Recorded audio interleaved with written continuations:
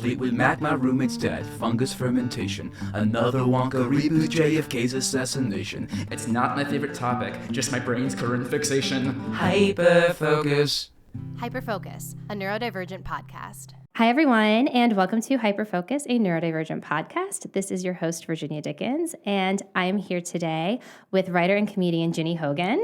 Hi, Ginny. Hi, Virginia. Thank you so much for being here with me today. Really appreciate it. I'm very excited to get into our topics. You're going to talk about Lucy Letby, and then a little bit later, I am going to talk about my personal exodus from Twitter, which I'm so thrilled you're here to discuss because I know you know. I do know about Twitter. Yeah. But before we get into that, first, do you want to just talk a little bit about what it's been like for you being neurodivergent? Sure, yes. It's interesting when you asked me to come on because I guess I had not thought too much about whether or not I was neurodivergent. Like, I guess if the opposite is like neurotypical, I've also never thought of myself as neurotypical either. But I used to take Adderall. Like, I've been diagnosed with depression and I took Wellbutrin for a while. Right now I'm not on anything, but I definitely would take other things, but my experience with Adderall was like, I just felt like it was so helpful and I couldn't imagine it not being helpful to anyone. Like, I was kind of like, why do you have to be diagnosed with ADD? And like, I used to get it from this very corrupt psychiatrist who every like few years would be like, you should go in for like the full testing. And I was like, I don't think I'm going to pass the test. Like, I don't know if I have ADD. I just like this medication a lot.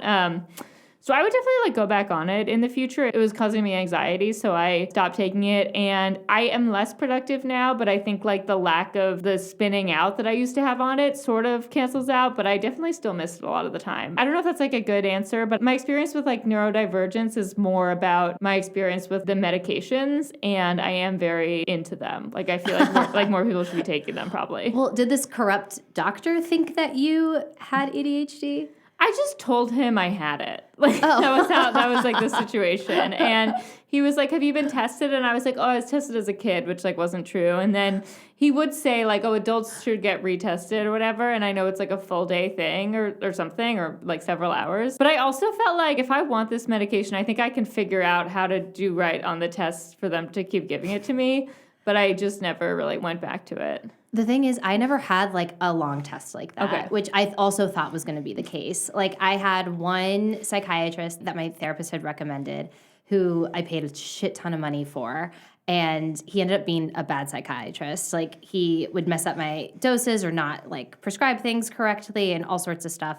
But he just did like a questionnaire and was like, you got it. And I was like, cool. And then after I stopped seeing him, my current psychiatrist I found on ZocDoc. Yeah. And I pay like out of pocket, but it's only like $80 a session. And again, I just like told him, I was like, I've already been diagnosed. Again, it was just like an assessment with a psychiatrist. And then we did the test again. And he was like, oh, I have to do like this questionnaire with you over Zoom. But during the questionnaire test, like a big fly was like flying around my apartment. So I kept being like, sorry, there's a fly in my apartment. I kept getting so distracted by this fly. And then, like, because the questions are always do you have a hard time completing tasks? And my answers would be, well, it depends. Like, it depends on the task. And if it's this, I'd have this, like, long explanation. And by question, like, 4 or 5, he was like, just answer yes or no. You obviously have it. just finish he was like, just answer.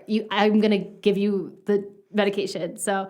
But then it's just, I feel like everyone has different experiences where others, it's like a much longer test. Okay, but let's dive into your topic because I'm really excited to talk about it. And I like don't know that much, shockingly, about this. So, and you're the expert, I think. It's Lucy Letby. Yeah. Okay, and so who is she? Okay, so she is a nurse, a former neonatal nurse in the UK, and she's now in jail for the rest of her life. She's been known as the killer nurse for having murdered she's convicted now, so I guess it's probably safe to call her a convicted killer. She killed somewhere between, I think she's been convicted of killing 7 babies. There were like 23 potential babies that she may have killed at this hospital in the UK. And she's a young woman. She's the first person in her family to go to college. She got into nursing straight out of college, had a reputation for being a really good nurse, and she was on this ward at this kind of failing hospital, or a hospital that was doing really badly, and an unusual number of babies were dying on her ward. And that's kind of when the whole thing became suspicious and people started to figure out that she was always on shift when the babies died. But what kind of got me about the story is the first thing I read about her was a very long New Yorker article by Rachel Aviv. She's one of my favorites because she writes a lot about weird health things, and she goes into like a ton of depth and does like an enormous amount of research. Like I feel like this article probably took her years to write. It's so in depth, but it comes from the premise of like, what if actually there were no murders committed? Like, what if she's been totally convicted and, in fact, all of these deaths could be explained by something else? And it's so interesting because these are very premature babies. Like, a lot of them are 2 or 3 pounds, so they are quite fragile. And the hospital was doing quite badly and was underfunded. And in the UK, the national health system is, like, revered, and it's considered like a huge insult to claim that it's like doing badly. So people were very not open to the idea that it was actually that this hospital was failing. They really felt like they had to blame it on someone. But that kind of is what got me hooked, because it wasn't like other true crime stories where something definitely happened. Like it actually literally could have been that all of these babies just randomly died. And like there were an unusual number of deaths per year, but it was like somewhere between like 8 and 15 as opposed to between like 3 and 5. So we're not talking about like big data. If a hospital usually has 3 deaths and then one year they have 9, that feels like something that could just happen. If it goes from 3 to 45, like that's different. But anyway, so I read this article and I was like, she's 100% innocent. And then I listened to a different podcast where it was after the conviction, and this one was called Red Handed, and they were like, they kind of go into all the evidence against her. And I was like, oh, wait, she's 100% guilty. And like, this went on with me for days. Like, I would just like read one thing that was like, there's no way she did it. Like, there's not enough evidence. Like, there's like one doctor kind of at the center of providing expertise on why these babies died. Firstly, like, she was never witnessed killing a baby. There was one time where she was like standing over a baby who was in distress, but it's sort of unclear because she might have just gotten there to take care of the baby and then frozen. And they made a big thing out of how every single death occurred on her shift, but there were a few where the thing that was done to them that they claimed killed them would have had to be done like 10 hours earlier than when they died, when she was not on the shift. So like there were like kind of a bunch of holes in it. But I think one of the things that's super interesting is the way the UK reported on it is totally different from the way American news did. And like the New Yorker article was not available in the UK.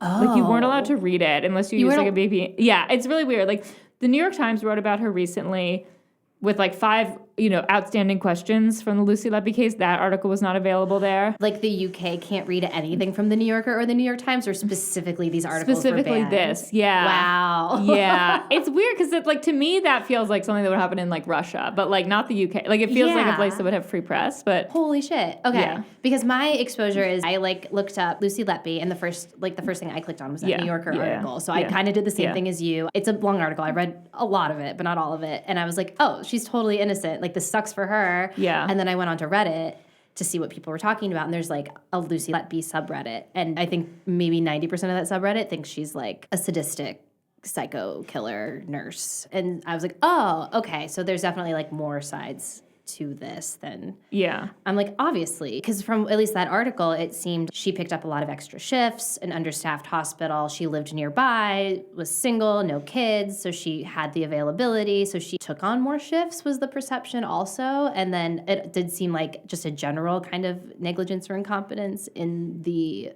ward. And then they had also mentioned like some of the cases were either like twins or triplets, where potentially like the mother had some sort of like pre-existing condition that would have made the kids more susceptible to like succumb to some of their conditions. But also I am curious though, like what the strong evidence is supporting her being guilty. Yeah, okay, so I guess the first thing that turned the British public against her is they probably at this point had like about 15 deaths over several years, and maybe over 2 years. And they made a list of all the nurses. There are like 24 nurses, and they put X's next to whether they were on shift. And Lucy Letby, there was like a straight line of X's. She was on the shift every single time. So that kind of like, that alone turned the British public against her. And that alone is not why she got convicted, because if that's the case, she would have been convicted like based on statistics, which nurses have been convicted on that before. And then there was one famous case, I think in Italy, where they overturned it because some statistician has said that, like, for this nurse in Italy to have been a random accident that she happened to be on the shift was like a 1 in 300 million chance. And then they later figured out it was like a 1 in 50 chance, which is like not enough to convict someone. Like, basically, this chart is what got the public against her. But the actual trial, which, like, there is this Daily Mail podcast that goes through like week by week of the trial that was happening live, which, like, they're so convinced she's guilty from the start of the trial. Right. They go through each case of each individual death. So she gets a conviction or an acquittal per baby. There are some where she's like convicted of attacking but not killing them because the baby didn't die. And so I think the reason that people think she's guilty is that they basically had a rationale for each individual one why it had to be her. And here, like, the medicine, I'm not totally, I'm not a doctor. I don't know about babies. But like one common complaint they had or like issue was that the babies had air in their brains, like gas in their brains after they died. And they believed that this had to be because she was shooting them with air, like injecting air into their veins, and that was what killed them. And these are like little tiny babies, so if you give them too much milk, if you give them too much insulin, they'll die. They're just very fragile. The evidence against her is like evidence on the level of each individual baby. But like any of these like could have been an accident. Like dead people will have gas in their brains. There are cases of like the insulin being too high. I don't know if that one could like be explained, but I think a lot of them could actually have also been consistent with a baby dying naturally. There are cases where the baby has too much milk, but for really premature babies, you can give them the amount of milk you think they're supposed to have, and that actually is too much and kills them. Like, that's happened before. It was kind of like if the babies were murdered, they were definitely murdered by her. But I guess like the counterpoint is that almost all, if not all of them, were also consistent with natural causes. It would be very unlikely, but it doesn't seem like it would be impossible. I kind of do think that she is guilty, probably. But there are two things that kind of like make me skeptical. One is just like the jury was so against her from the start. Like there was a juror who was overheard in a cafe nearby saying, we all know she's guilty from the beginning. And the judge was told that and they didn't call a mistrial. I guess the other thing is like, it wasn't like all of these babies died and then they started an investigation and came to her. It was like after like 3 deaths, they were suspicious of her and like moved her off the unit briefly or whatever. And so my thinking is like, if she had been doing it, that would have been enough to get her to stop, unless she's like in some way like completely delusional. If she's a sociopath who's able to like blend into society or whatever, she can see that they're onto her. And if she had just, after those 3 deaths, if she had just, not returned. Switch hospitals. Come on. Yeah, exactly. Yeah. They wouldn't have, I don't think they would have looked into it as murder. You get them off your scent, you move, you start anew somewhere else. Exactly. Yeah. She was insistent upon going back to the same unit, like, which to me like makes me feel like either there's like something kind of beyond sociopathy, which is like this like being untethered from reality, in which case I don't think she could be a nurse, because she also had a reputation for being a really good nurse, and that's kind of why she got called on to all these like difficult babies. But then again, there was a really long trial. There were like a lot of expert witnesses. I think she's probably guilty, but I guess like I'm trying to imagine if I were on the jury, like maybe I would think she was guilty, but I wouldn't think she was guilty beyond a reasonable doubt. I mean, the doctor who was like their main medical expert who really believed that she had done it. The other thing that's suspicious about him is he read about the case and then sought them out to be like a medical expert, which I find weird. Oh, yeah. That is weird. Like he clearly just thought she was guilty and was like, let me go find her, like he wasn't a part of or like assigned, or again, because if you're seeking that out, that to me doesn't feel like a neutral source. Yeah. Going back to the UK media coverage of, I do feel like once the media there takes a side, like that's the side that it is, and then everyone is just like on that side. Yeah. The Daily Mail doing a weekly podcast of it is a lot. Yeah. To me, the idea of the American coverage not being allowed in after the trial was done feels really strange and kind of like authoritarianist. It was not my impression of like the UK press system. They're brutal. Yeah. But my main impressions of the UK press system is mainly through like the royals. I watched a few documentaries on that and how the press like handled Princess Diana and Kate Middleton, all the women essentially, and Meghan Markle. Yeah. But they're like ruthless and mean and evil, I think. And like, I mean, our press isn't like great, but I feel like the UK is just like a whole other beast. I mean, some of the arguments against her, I feel like, are totally unfair. Like, one of which is, like, she would Facebook search the families after the baby died. And I'm like, to me, that's like a woman who's, dismayed by what happened. Like, she's like, I mean, it is a weird thing to do, but like, I feel like I've had it where like I've heard of someone dying and then looked at their Instagram because there's just like some weird know more about. You want to know, like you get drawn into it. She sent cards to the families who died and then took pictures of the cards, which like these two women on the podcast were like, these are trophies, and I'm like, I don't know. I think she just maybe it's like a person who takes pictures of things. I don't know, like. She could be. Yeah, some people take pictures to document. Like, I don't think sending a card is an odd thing to do. Yeah. But, I mean, I don't know. Yeah, I don't think that makes you guilty, but... Yeah. Well, the most incriminating thing that they kind of found searching her house, they searched her house, and that's how they got the Instagram searches, but was a diary where she wrote different things. Some of them said, like, I didn't kill them. Everyone thinks I killed them. And then there was one that said, like, I killed them because I'm not good enough to take care of them. But that was already after they had started to accuse her. So I think it, like, could very well have been, like, a mental spiral. Like, oh, my God, did I kill them because I didn't take good enough care of them?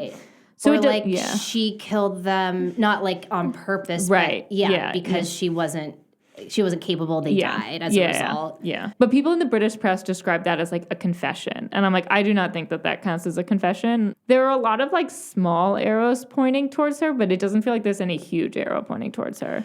Yeah. Okay, well, thank you so much for discussing this with me. Are you ready to talk about Twitter? Yes, I am. And I have never stopped calling it Twitter. So I think it's perfect. Yeah, no, we're on the same. Yeah. Okay, so like for context of like the recording of this podcast, it's like a week and a half or so after the 2024 election. And yeah, essentially I've been hyper-focused this past week. I don't think it really occurred to me that I was going to like completely delete my account until after the election. And a lot of people started to like delete their accounts as well.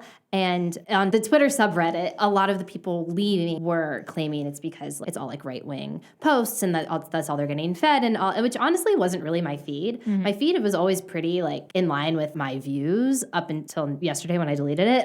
But for the most part, I didn't notice anything too crazy. At the same time, though, I felt like the app was like becoming unusable just on its own. I wasn't necessarily getting fed straight right-wing content, but I also wasn't getting things I was interested in anymore, or like accounts. My friends' posts weren't showing up, like things like that. But really, it's mainly because Elon Musk like heavily funded the Trump campaign, and because Trump won, Elon Musk is getting a seat in the cabinet, and I don't love that. And so I don't love that at all. And like I had like, I don't know, like 9,000 followers, like not like a bunch, but like a nice following. But I had like, 23,000 tweets, 55,000 likes. And it's just like, I don't know what that will look like with him as technically a part of the administration now, which is crazy. And also on top of that, like as of yesterday, they're using people's tweets to train their AI grok. And then as of yesterday, like you can't even opt out of that anymore. Mm-hmm. It's just if your tweets are public, it's getting used to train AI, which like I think everything that we do is kind of getting used to train AI. So I did like my personal mass exodus of I like found some code on like GitHub to clear my likes history. It'd be like, you have 50 or however many thousand likes left, but like nothing would show up. Mm-hmm. And then I like undid all my bookmarks, took out my data, and then found another code on GitHub to wipe my tweets. Mm-hmm. Yeah. And then I deleted the whole account, which maybe seems a little extra, but I don't know. I think it's smart. I think if you just delete the account, they'll find a way to use the old tweets. Mm-hmm. Yeah. And the account isn't officially deleted for 30 days, but it's like you deactivate it. And then it. How do you feel? You feel like clean? No, I was like grieving this loss because it was like 13 years of my life. I created the account in April of like 2011. Mm-hmm. Yeah. I held on for 2 years after Elon Musk bought Twitter. Yeah. And it was like obviously on a downwards progression. Mm-hmm. Like there was already like a lot of people left that first wave. I feel like the first like mass exodus was when Elon Musk took over. Yeah. And I was reading up on that again because I forgot what a shit show that was. He like bought it for $44 billion and then was gonna try to back out of the deal, and then they made him buy it still. Yeah, like, so annoying. Why didn't they just let him back out? You know? Like those solved all their problems. Yeah. I mean, if I was in their position, I would have just taken that money. Yeah, and I'm like, whatever, do what you want. But also, the users have been like plummeting since. And I was looking up the statistics of like what are the most used social media apps and like what's best for like advertisers and stuff. And it's like still shockingly, Facebook is like number one, and YouTube are like the highest used social media apps, best for like ads. And then, then it goes like Instagram, TikTok. Twitter's like low or down, or I don't know what kind of like impact it's going to have. I don't know. Yeah. Did you get on like Blue Sky?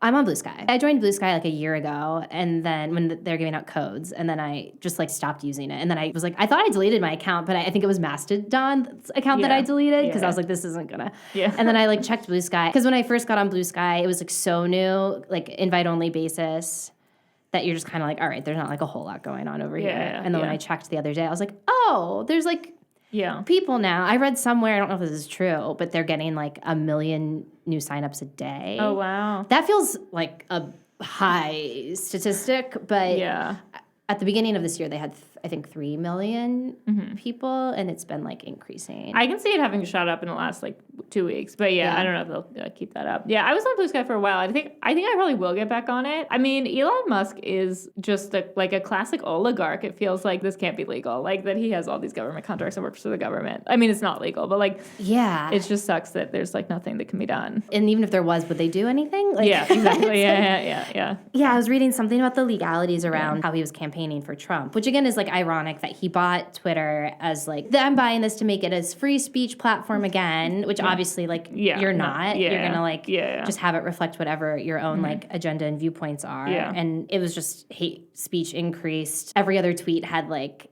community notes on it to fact check it. So, you know, somebody who would claim like, I'm just gonna run this social media site in the name of free speech and blah, blah, blah, blah, blah, wouldn't affiliate themselves with any political party. But he donated, was it 75 million? It was so much. Yeah. And then he also was running some sort of campaign that like he would maybe give people $1 million if they registered to vote. Yeah.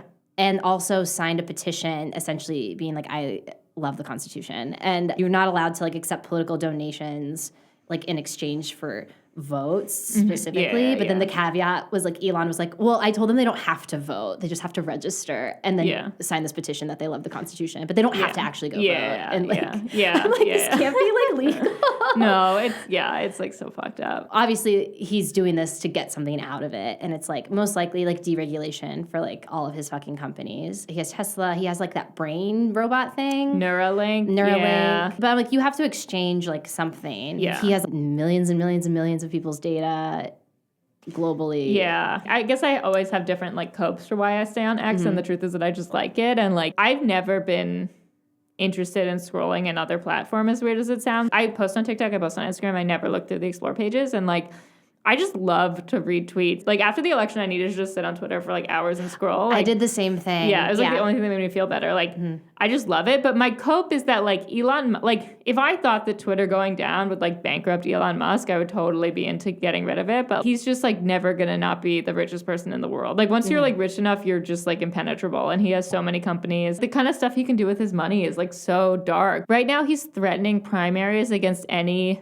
like, House Republican who doesn't go along with Trump's agenda. And it's like, that is like just buying the government. Like that's so messed up. But I also think there's a chance that he and Trump will have like a big falling out. Cause like, I don't know, like Trump kind of pisses everybody off. But I saw some like interview with Trump gave or something that was kind of like expressing some sort of like annoyance around Elon Musk. Or like, this guy is like, that would be very funny if they end up hating each other or something. Right. And if he's like the next Chris Christie and in like 2028, he's like, I'm running a totally anti-Trump campaign. Like, yeah, it's all so dark, I think, like that kind of corruption. And like Elon Musk now is like negotiating with Iran and like on the phone with the Ukrainian president. And it's just like, this is just so depressing. And that's the guy that like brought a sink in the first day. Because I still like the first day that he became CEO of Twitter and carried a sink into the doors to be like, I'm the CEO, to let that sink in was his joke. And I do still firmly believe the reason he ultimately bought Twitter was because the one thing that Twitter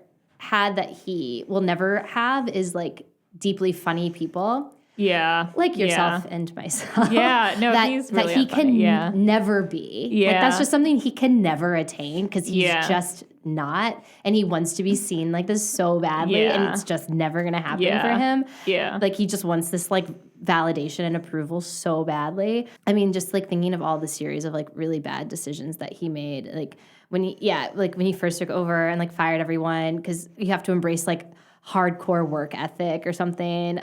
Just all this stuff and people. All right, thank you so much for chatting with me about this today. It means so much to me to like go into Twitter with somebody who knows. Thanks so much for having me. This is really fun. Of course, of course. Ginny Hogan is a New York City-based author and comedian, and you can check out her book, The Great Indoors, on Audible, and also her stand-up special, Regression, on Amazon Prime. And if you are a fan of this podcast, we have a Patreon that you can support. That's linked in the show notes. And also give us a follow at Hyperfocus Comedy for updates on new episodes and live show dates in New York as well. I'm Virginia Dickens, and this has been Hyperfocus, a neurodivergent podcast.